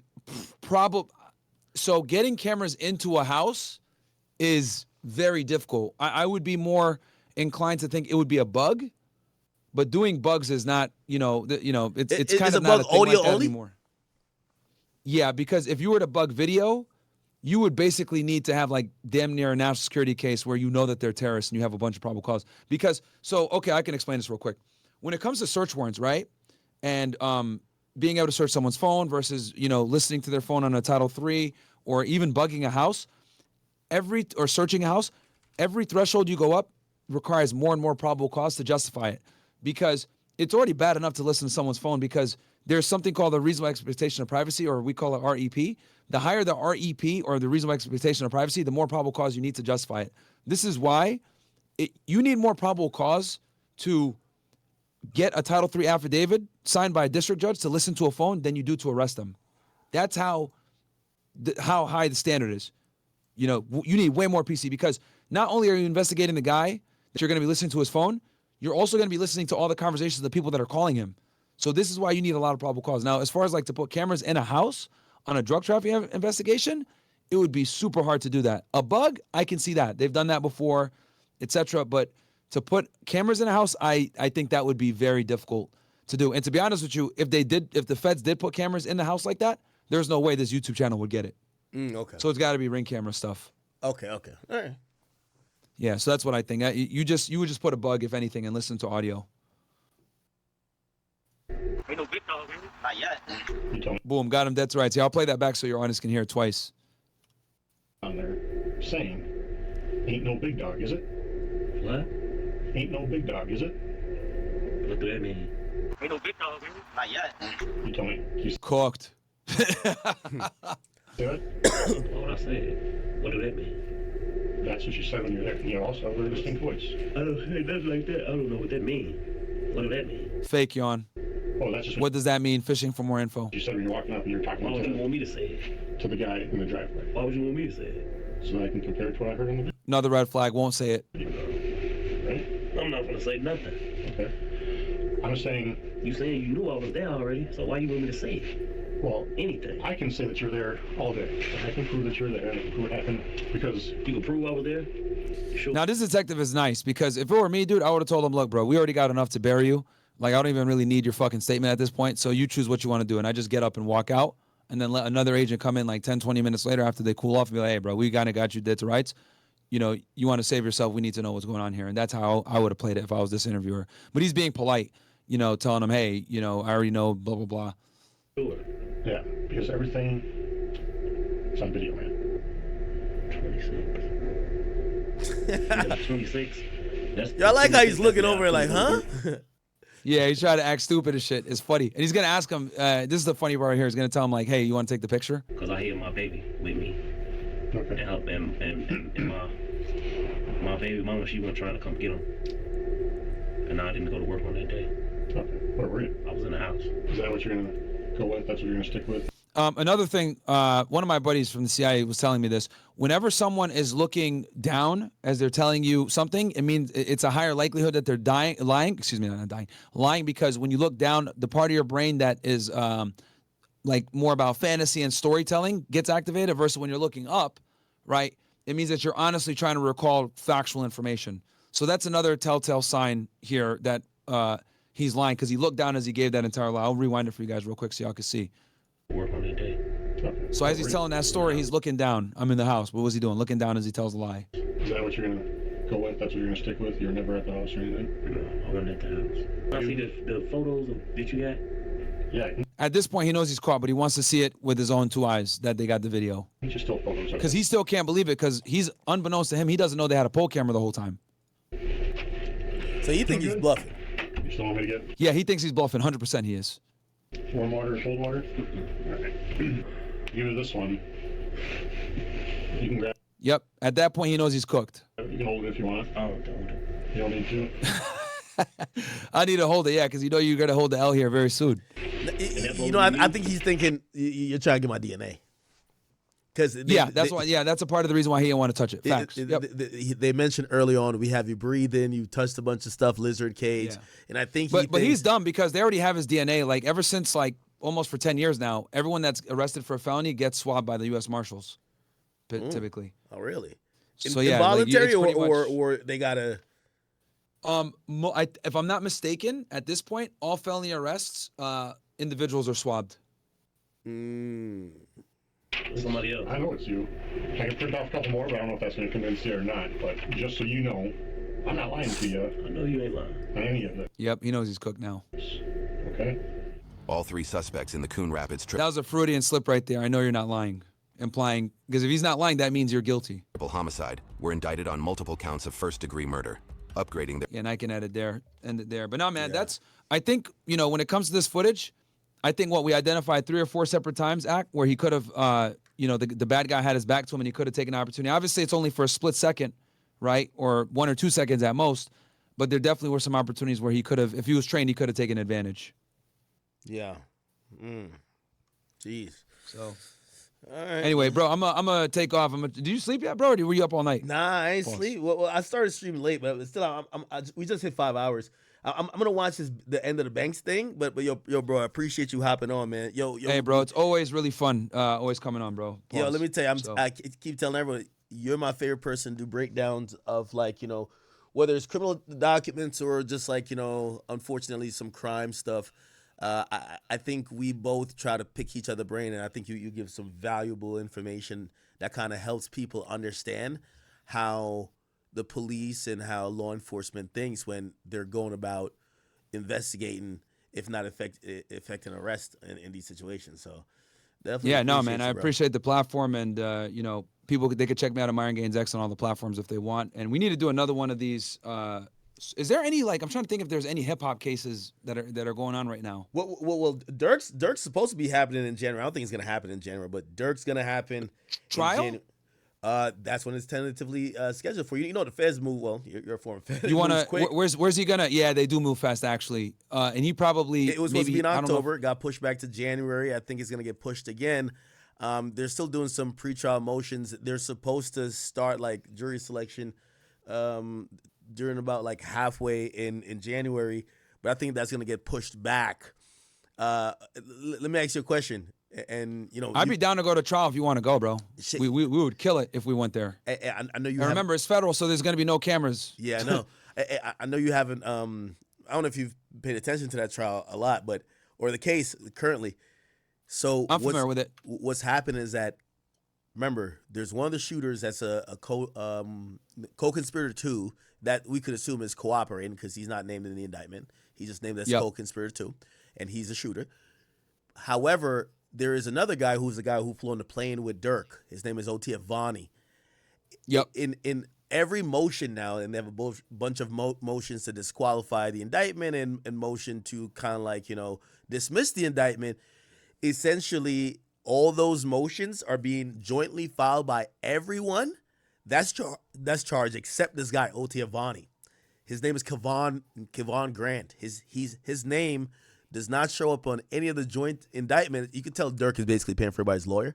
And also, the last time they showed up to court, which was he charged at all? Yeah, Did he get hit with the information or something? No, he's charged. He's charged. But how did they charge him? Did they charge him with criminal complaint? Did they charge him with indictment? Did they charge him with information? He's a co-defendant. He's charged murder for hire, just like Dirk. But he's not on any of the motions to dismiss, which means his lawyer isn't filing them. And also, the last time they showed up to court, he was the only defendant missing. So he's kind of quietly almost like disappeared or not. There's non-action.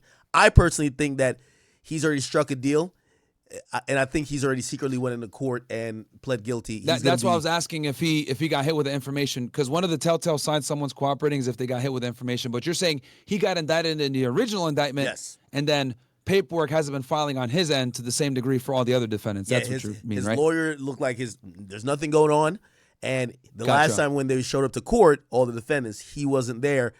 I believe that he went into. We're gonna find out later. He went into court. He pled guilty, just like how 6ix9ine did when he cooperated, and he's gonna do it with the hopes of getting a 5K1 letter. And is he the only one that pled, or did anyone else plea in the case for Dirk? No, the other ones didn't, right? Well, we haven't heard of a plea. That's the thing. He's just quiet right now. But that's what I'm saying with 6ix9ine. When he pled guilty, we didn't find out until trial was almost pending for the other guys. So when 6ix9ine pled guilty, it was sealed. It was sealed for a certain time, and then it was unsealed. And they only unsealed it. They only unsealed it when they arrested the guys who kidnapped him, which were 2 other guys. So they arrested, I believe, Nuke and Harv. But before the original 9-tray indictment, 6ix9ine was indicted, and we didn't know he was cooperating until it was unsealed later. I don't know how many months. You know what? That makes sense. I know. Okay, I know why that happened. Okay, so what probably happened was 6ix9ine cooperated with them, because I know he cooperated pretty quickly after he got arrested. Yeah. But the reason why they didn't disclose his guilty plea and that he was cooperating is because they already had a mountain of evidence against these guys on all the other stuff. So 6ix9ine's testimony wasn't really required too much unless dudes went to trial. So they were able to hold off on that guilty plea. However, when these 2 dudes kidnapped him and beat him up and robbed him, well, now he's the central figure of that criminal event. So he's the only witness, right? Obviously, and you have the informant too that was working, but the government would rather burn 6ix9ine, right? Since he is a cooperating defendant versus the other dude who was like an informant, maybe even signed up. Yeah. So That's why I think they didn't. We didn't find out about 6ix9ine cooperating until after Harvey and them got arrested, because he was a critical piece of evidence for that particular charge. Yeah, and by the way, actually wasn't that long after. It was unsealed a week later. But keep in mind, they had offered him cooperation multiple times. Way before. Upon first interacting with them, they kind of gave him the hint that, hey, the walls are closing in. Do you want our protection? He says no.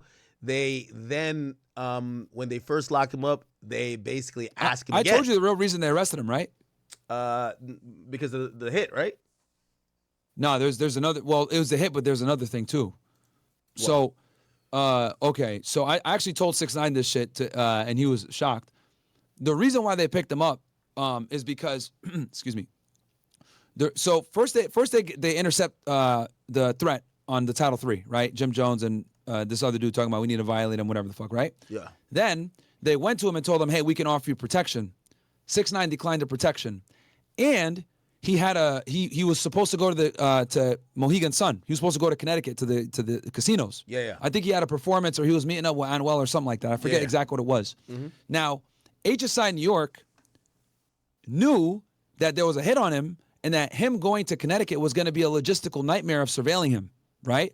Because there's 2 offices that cover Connecticut, and I was actually working in Miami when this was all going down, so I kind of knew this shit was going on to a degree. I actually met with some of the task force officers and agents that were involved in that case, and what ended up happening was it would have been too much of a nightmare to follow him all the way to Mohegan Sun from New York City and keep surveillance on him the whole time, and then on top of that, that area is all like tribal land. So that falls under the authority of the tribal police. That would be a fucking nightmare to coordinate with HSI New Haven, HSI Hartford, the tribal police, other law enforcement agencies, because HSI in Connecticut only has like 20 agents between 2 rack officers. It's not many guys. And then you would have to move all your HSI New York guys over there to surveil him.